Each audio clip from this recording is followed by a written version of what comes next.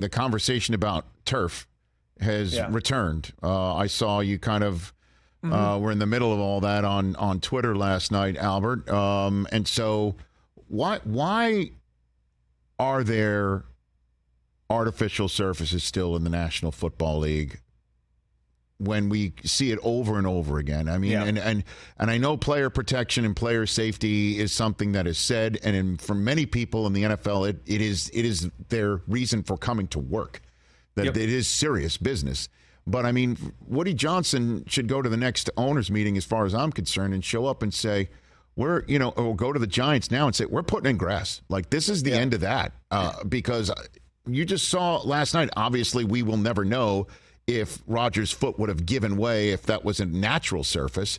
But every player that was on social media last night said absolutely Rodgers would be getting ready for the Dallas Cowboys had that not been the pellet surface that the Jets are playing on right now, Albert. Right. So I think it's sort of like a multi-tiered thing. And I would go back to, like basically the price point of the stadiums and the price point of the teams.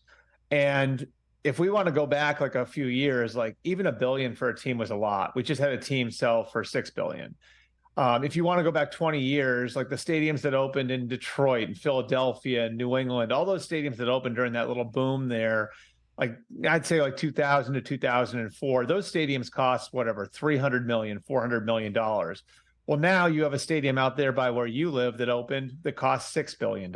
So the price point of these teams in these stadiums have made it such where owners look at it and say, I can't pay this much for my team. I can't pay this much for the stadium, and justify only having 10 football games in here a year and a few other events. I need to monetize the stadium. I need to put as many events as I possibly can into this stadium to make sure that I'm justifying the cost of my team. I'm justifying the cost of my stadium.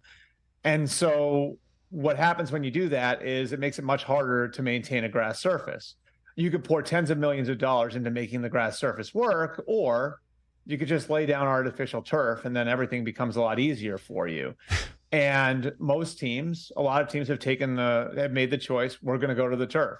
And to me, like the real kind of like ones that stick out are the ones in the South, right? Like it's hard enough in the Northeast. It's hard in the Northeast to maintain grass. You could do it.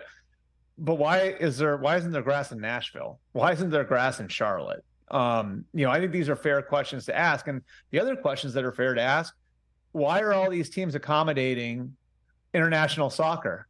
Like these teams come over from Europe, they have rules. Like we don't allow our players on artificial surfaces.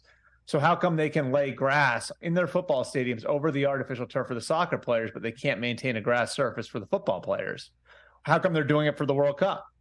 So like, I think it all comes down to money. And I think if anybody listening to this wants to go and look, Google Real Madrid and look at their grass system.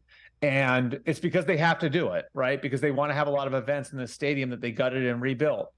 But they have a system that's absolutely unbelievable, like human ingenuity. You know what I mean? Like this stadium has a grass surface that goes underground, has sprinklers and lights and all this different stuff underground so they can have all these events in the stadium and also have the best soccer surface possible.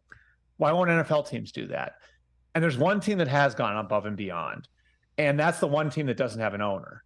The Packers have gone above and beyond to manage the number of events they have in that stadium, to have the very best surface. It's like a hybrid synthetic natural surface. How come they can maintain a surface in January in northern Wisconsin, but you can't in Nashville or Charlotte? How does that make sense?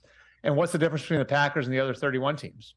They don't have an owner who's pocketing the difference. So I think there's a larger discussion to be had here.